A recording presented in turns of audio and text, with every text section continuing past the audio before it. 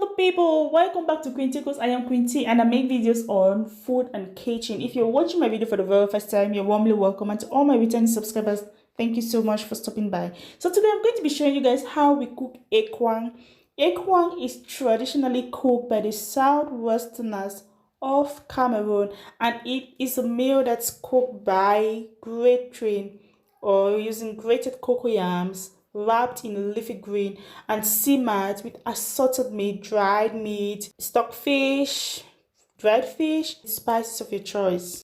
Particularly certain spices, because not all spices are used for Equang, and some of which are optional and others a must. So guys, if you're interested in this delicious meal, please keep watching. You will love this. This is one of the best meals in Cameroon, traditionally cooked or particularly cooked by the South-westerners of Cameroon. So guys, please stick around and see how this has been done.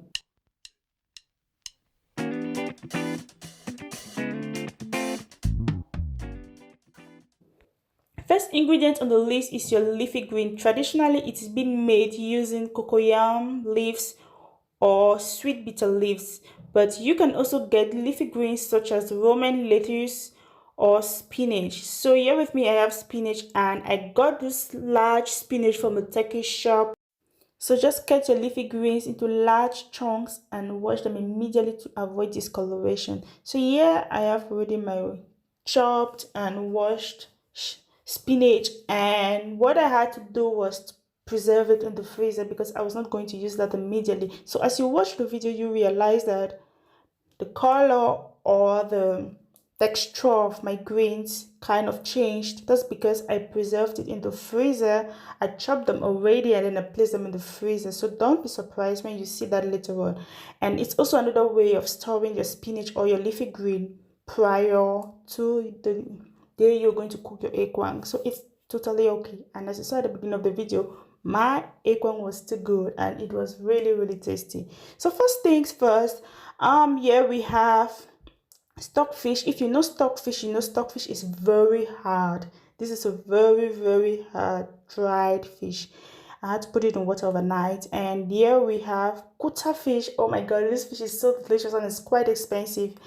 This was sent to me by a friend. I'm so grateful for her. And here we have the spices used. The white ground spice is Contri onions, or called African nutmeg, and we have a little bit of Pebe, just a little bit. Pebe is optional, you don't have to. And then we have white pepper, and here we have dried meat. I actually made this dried meat myself. Girls, proud, like I did this dried meat myself. I actually dried it myself. I don't know if you're interested to see how I dry meat, you can let me know in the comment section below, but it's not difficult. And I also had some fresh meat because I want that extra taste, and I also got onions and garlic, and of course pepper and crayfish, very important. So guys, I just boiled my meat, stockfish and dried meat all together, but I first of all started by boiling the meat first, just the meat, not the dry meat. Dry meat is already cooked and dried before putting the stockfish because stockfish was already soft in water. So the most important thing here is our cocoyam. This is a special type of cocoyam for equang.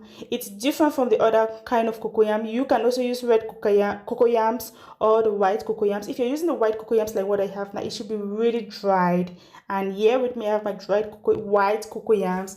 If I could find this at the African shop, oh my god, it wasn't easy. Normally we don't have this here so often, so I have to peel my cocoyams and da-da, there we go. Wash it off, and now you get to work. Here you have to grate, but this is time consuming. Equang in general needs a lot of patience, care and love in cooking this dish. I love cooking, so I don't mind grating, but girl, I had to spare me some time, so I went for my blender. Very important is the palm oil, please. No other vegetable oil apart from palm oil. So first of all, you have to put your palm oil in the pot as you saw that, and then put some salt in your blended cocoyams. Very important, please don't forget your salt in your blended cocoyams to give it some taste. Get that mixed up. And then at the beginning I already showed you how my leafy greens where, and then you see that that's how it looks like after taking it out of the freezer. Please take it out of the freezer overnight so that it comes to room temperature.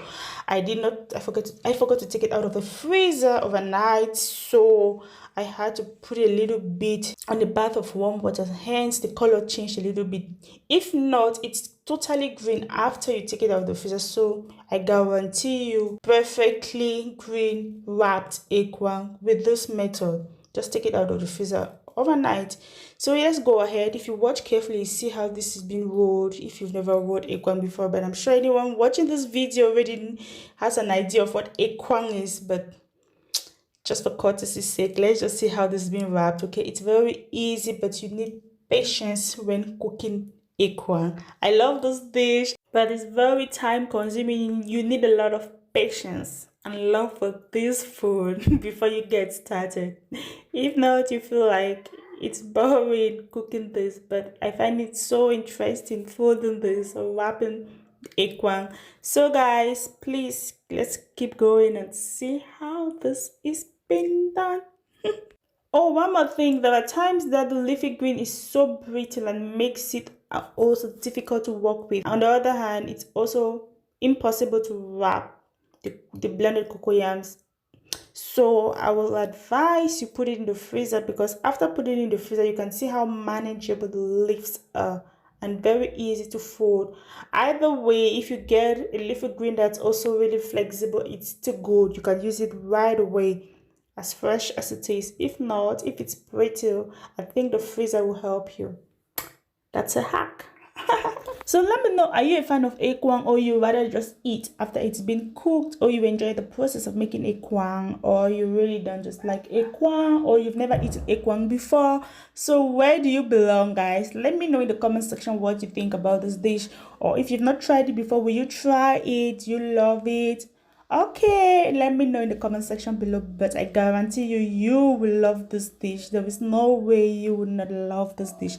But if you think you've eaten it before and you don't like it, let me know in the comment section below.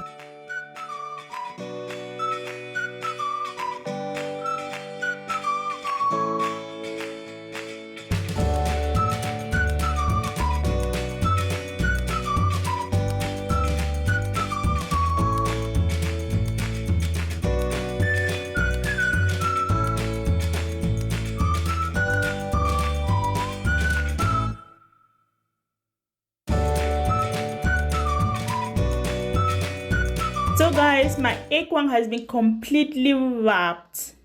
Finish, finito. Oh my god. This is one of the best stages of equang after wrapping everything. So the leftover, I'm going to use this for kwakoko Bible. You know what kwakoko Bible is? Kwakoko Bible is also blended cocoyams with palm oil and some spices and crayfish and also dried fish, you know. Okay, while wrapping the equang, you make sure that water is being boiled. You use that boiled water and pour at the sides of your wrapped blended cocoyams. This is very important. Please don't use cold water or warm water. Use hot water. Just put them at the side of the pot gradually, as you're seeing here. Gradually. Just before it reaches the top, don't fill the pot with hot water such that it covers the equang. No, just put them at the side just before it reaches the top of the equang. This is to make sure that the equang doesn't scatter. Now pour in your blended spices, everything, your blended spices and your crayfish as well. You saw the spice at the beginning of the video. Blend them and then pour it. I'm just putting in the rest. Make sure you can also put in some hot water inside and rinse it off and then pour it. Now put your onions, your pepper, and yeah, I just had to rinse the container and put in everything in the pot. So guys, that's it. You don't need to stir at this point. You don't stir, and also whenever you're stirring equang, you stir at a very minimum pressure and speed, gradually till it's firm enough. Don't stir as if your life depends on it. Okay, you saw that. You also have to warm some oil, some palm oil, and then pour it in the pot. I don't know, you can still pour it directly, but it's better to just warm the oil, pour it in the pot, put your salt and your maggi, and then close the pot. Now when you open it, you can put in the broth. The broth, that's the water of the meat. You can just put it inside for extra taste. You don't need to throw that water away. Use that for your ekwang. You see how I'm stirring my ekwang with using the sides of the pot. You don't need to stir. At this point, you don't even touch your ekwang. If not, you will just destroy the whole wrapped cocoyams. See, I'm stirring as if I'm afraid that's how it's supposed to be. You can add in more water if you need more sauce, because at that point I saw that the sauce was not enough.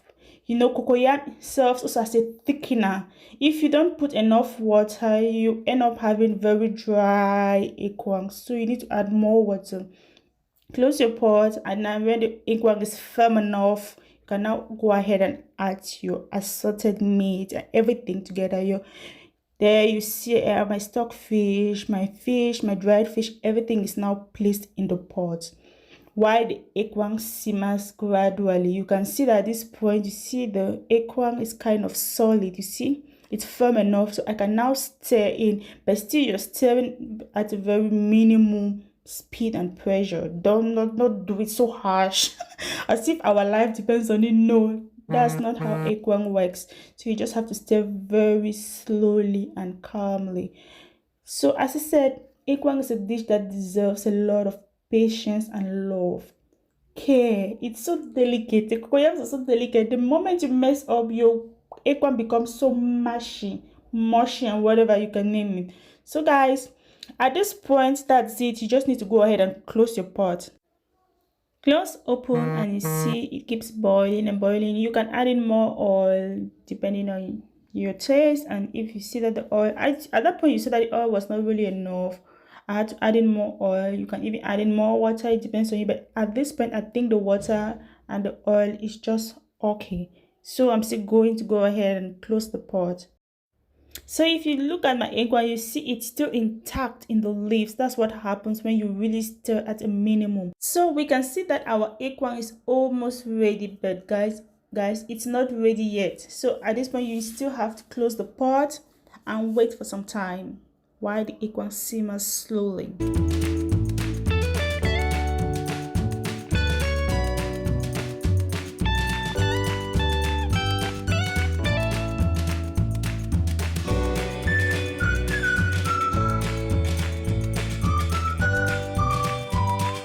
Ta-da! So our ekwang seems to be ready now, guys. See that? How the oil also settles up. That's also one clue. You realize that, okay, ekwang is almost ready. You see even the consistency of the sauce is also thickened. And yeah, the leaves also, the color changes. Those are clues to tell you that my ekwang is set, and you see everything just looks all absorbed with the sauce, and the color is a bit brownish. So guys, what do you think about this video? Let me know if you're going to try ekwang. Let me know if you love this video. If you like this video, please give me a thumbs up.